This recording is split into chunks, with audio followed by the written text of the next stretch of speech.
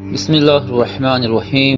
آپ سے سوال کرتا ہوں. یا نبی نظر کرم فرمانا، یا نبی نظر کرم فرمانا، اے حسنین کے نانا نانا، اے حسنین کے نانا، اے حسنین کے نانا، اے حسنین کے نانا.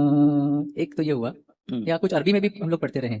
یا ابا الزہراء بالذی صانا لا تخیبنا یا سیدی نحن جیراناک حبیبی نحن جیراناک. اللہ اللہ اللہ اللہ اللہ. تو اب ایک کچھ ڈسکشن چل پڑا ہے کہ اس طرح سے یا ابا زہرا کہنا یا حسنین کے نانا کہنا، اس طرح سے حضور صلی اللہ علیہ وسلم کی طرف نسبت کر کے پکارنا، یہ صحیح نہیں ہے، درست نہیں ہے. تو پھر کیا صحیح ہے؟ صحیح نہیں ہے، نہیں ہے. ایسا نہیں. چرچا چل رہی ہے اس طرح سے. یا ابا زہرا کہنا بھی جائز و درست ہے، اور کیا اے حسنین کے نانا. جی اے حسنین کے نانا کہنا بھی جائز و درست ہے. مجھے یاد آتا ہے کہ درود تاج میں جد الحسن والحسین کا لفظ آیا ہے. جی جی جد الحسن والحسین کا لفظ آیا ہے. جی. تو اس کا معنی وہی حسنین کے نانا ہی ہے.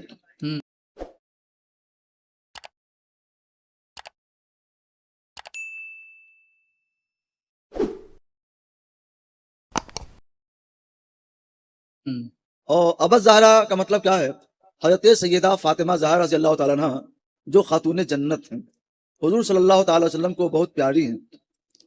تو ان کی طرف سرکار کی نسبت کر کے ابو زہرا کہنا، اس کا مطلب کیا ہے کہ حضور وہ آپ کی پیاری بیٹی ہیں، اور ان کے صدقے میں کرم فرمائیے. جی ہماری مدد فرمائیے، ہماری التجا سن لیجیے، ہماری درخواست پر کرم فرما دیجیے. یہ اس کو ناجائز کہنا صحیح نہیں ہے.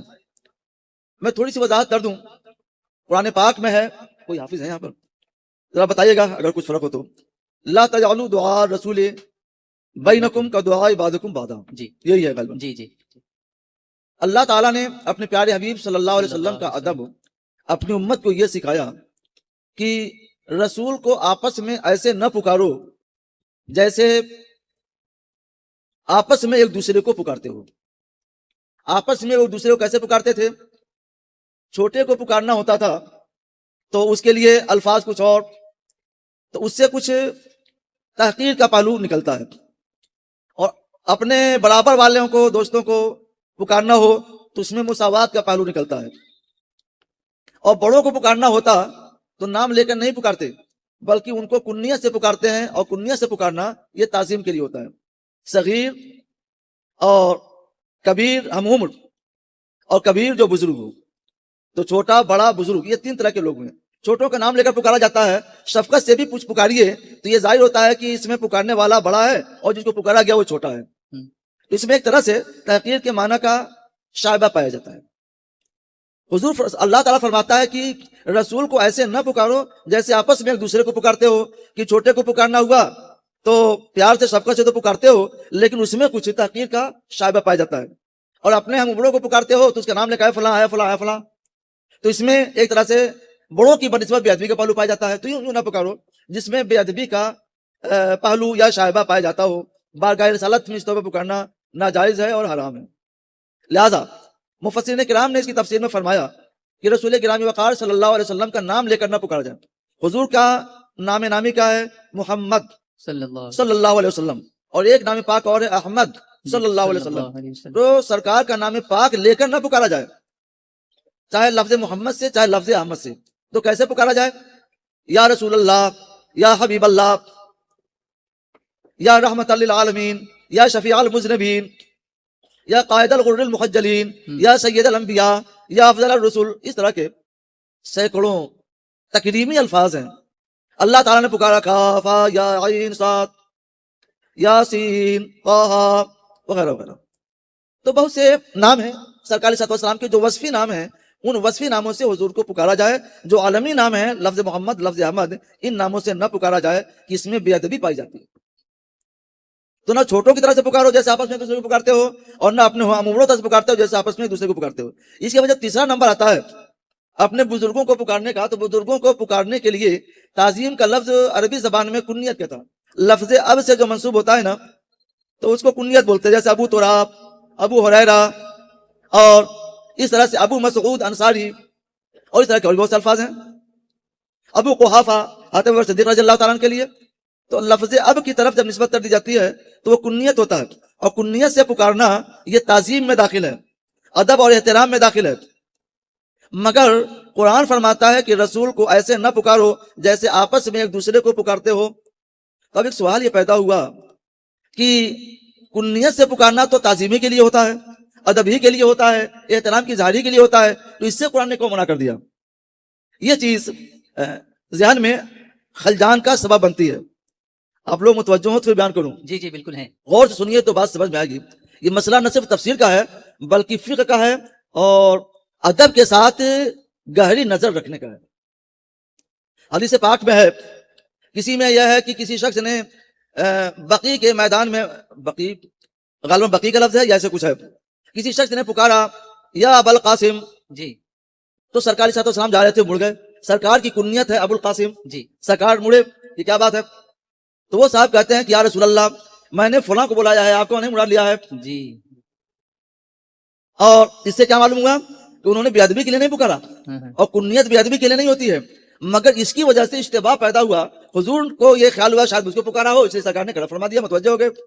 تو اشتباہ میں جب سرکار اپنا چہرہ پھیریں گے, پوچھیں گے, تو اس میں حضور کے لیے اذیت ہوگی.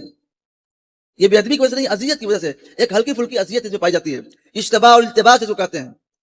تو اس اشتباہ اور التباس سے بچنے کے لیے سرکار علیہ السلام کی جو کنیت ہے ابو القاسم, اس کنیت سے بھی حضور کو پکارنا منع کر دیا گیا. مگر یہ اشتباہ کب تک ہوگا؟ جب تک حضور سید عالم صلی اللہ تعالی وسلم ہماری نگاہوں کے سامنے جلوہ فروز ہیں, جلوہ گر ہیں, ہماری نگاہیں سرکار کی زیارت کر رہی ہیں, ہم سرکار کو دیکھ رہے ہیں, مشاہدہ کر رہے ہیں.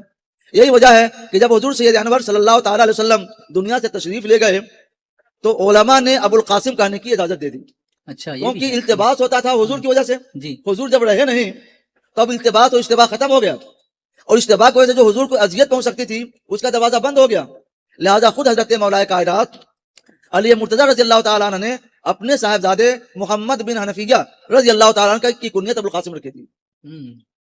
اور اسلاف میں بہت سے لوگوں کی کنیت ابو القاسم تاریخ میں اور سیرت رجال کتابوں میں ملتی ہے.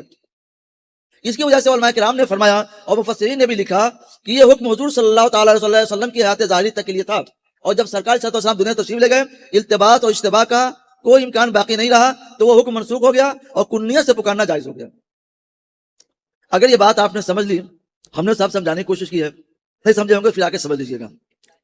تو اب آپ سوچیے, ابو القاسم حضور کی کنیت تھی, اور قرآن کے لفظ عام اور مطلق کے ذریعے اس لفظ سے سرکار کو پکارنا ممنوع بھی تھا, مگر جب سرکار دنیا سے تشریف لے گئے تو علماء نے اجازت دے دی.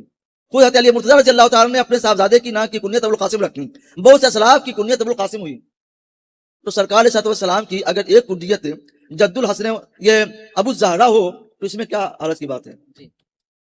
یہ لفظ اس وقت بولا بھی نہیں جاتا تھا, اس لیے اللہ تجلو دعا رسول کے عموم و اطلاق میں آنا بھی نہیں چاہیے. جی.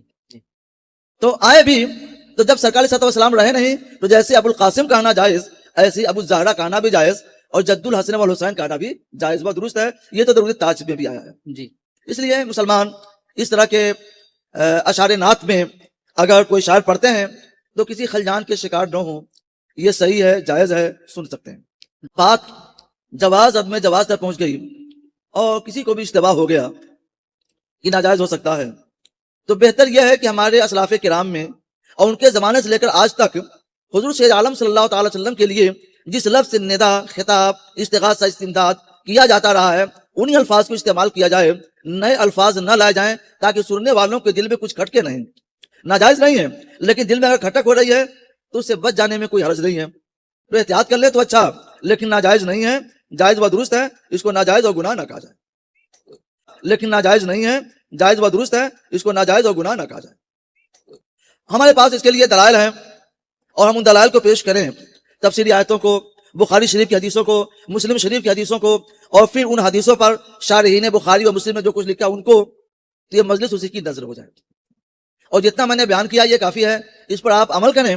اللہ نے توفیق دیا, فرصت دی, تو ہم ان احادیث اور شروع احادیث کے ساتھ کوئی تحریر بھی جاری کر دیں گے انشاءاللہ تعالی. ویورز, آپ دینی مسائل کے متعلق سوالات کر سکتے ہیں, آپ کو قرآن اور حدیث سے صحیح جواب دیا جائے گا. ویورز سنی اسلامک فیکٹ چینل کو لائک شیئر اور سبسکرائب کیجیے اور بیل بٹن کو ضرور دبائیں تاکہ آپ کو ہمارے سبھی ویڈیوز ملتے رہے۔